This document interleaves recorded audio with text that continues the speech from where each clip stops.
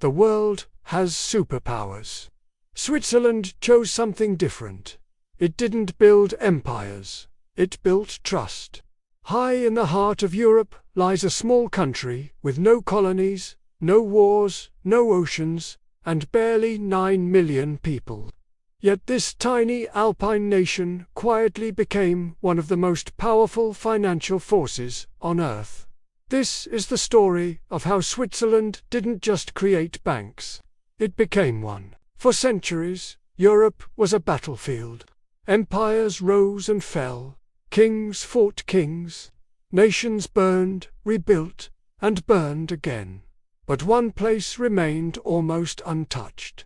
Switzerland. While its neighbors marched armies across borders, Switzerland was building something else entirely: neutrality. It all started in 1515. After a devastating military defeat, the Swiss Confederation made a radical decision. No more wars, no more invasions, neutrality forever. At the time, people probably laughed. How could a tiny mountain country possibly survive, surrounded by giants like France, Germany, and Austria? Switzerland had a simple, powerful answer. We will be useful. In the 1700s and 1800s, European kings, nobles, merchants, and businessmen all faced one terrifying problem. Their money could vanish overnight. A new war, a new emperor, a new tax, and entire fortunes could be wiped out. So where could you hide your money? There was only one country that offered something no one else could: absolute neutrality and absolute privacy. Swiss bankers became famous for their discipline. They didn't gossip. They didn't disclose information. They didn't bend to kings or armies. As early as 1713, bankers in Zurich created strict rules of secrecy. By the 1800s, Switzerland had become the vault of Europe.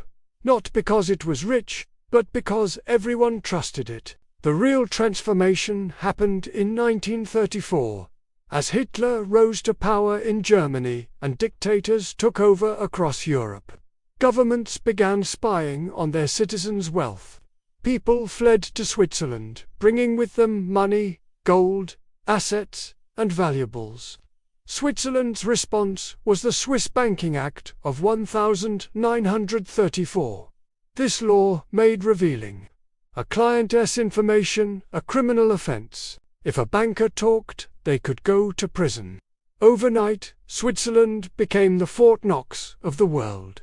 Not because of its army, not because of its economy, but because of its laws.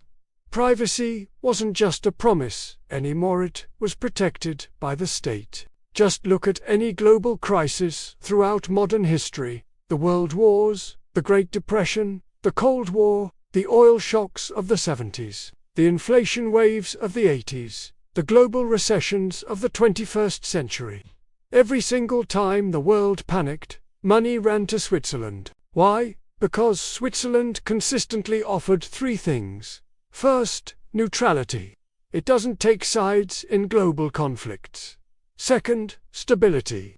Its government rarely changes. Its laws are consistent, and its economy is famously conservative. And third, the Swiss franc. The franc is one of the world's strongest and safest currencies. It doesn't crash easily, it doesn't inflate wildly, and it doesn't depend on empires. The Swiss franc became a global symbol of safety. Not profit, not speculation, just pure, simple safety. This brings us to Switzerland's unique business model: safety itself. Most countries make money by exporting goods. The US exports technology, Germany exports machines, Japan exports cars, and China exports manufacturing. Switzerland exports stability. Industries like banking, insurance, asset management, gold storage, and private wealth management became Switzerland's real engines of growth. By the 21st century, Switzerland controlled thousands of tons of foreign gold stored in secret mountain bunkers. Over $2 trillion in offshore wealth, some of the most powerful banks on earth, and the world's largest private banking sector. To put it simply, when the world doesn't trust itself, it trusts Switzerland. But there's another side to this story. As global pressure increased, especially from the United States and the European Union, Switzerland was forced to weaken its legendary bank secrecy. After major changes in 2015 and 2018, the old system was no longer the same. And yet, even after all that, money still flows into Swiss accounts. Swiss banking remains an elite service, the franc remains a safe haven, and Swiss stability is unmatched. Why? Because secrecy was never Switzerland's only strength. Its real superpower is reliability. Switzerland does not collapse. It does not default on its debts. It does not leap into chaos. And in a volatile world, the global market rewards that. So, how did a tiny, landlocked alpine country become a financial fortress? It wasn't through power. It wasn't through conquest. It was through something much rarer: trust. Switzerland realized very early on that people will always seek to protect their wealth, and they will pay anyone who can protect it better than anyone else. So, Switzerland built a nation on the same principles as a bank: stable, secure, predictable, quiet, and reliable. While other nations built armies, Switzerland built vaults. While others fought wars, Switzerland fought inflation. While others rose and fell, Switzerland remained constant. And that is how a country became more than just a country. It became the world's safe deposit box. Thanks for watching. If you found this story fascinating, make sure to like, subscribe, and hit the bell icon so you don't miss our next deep dive.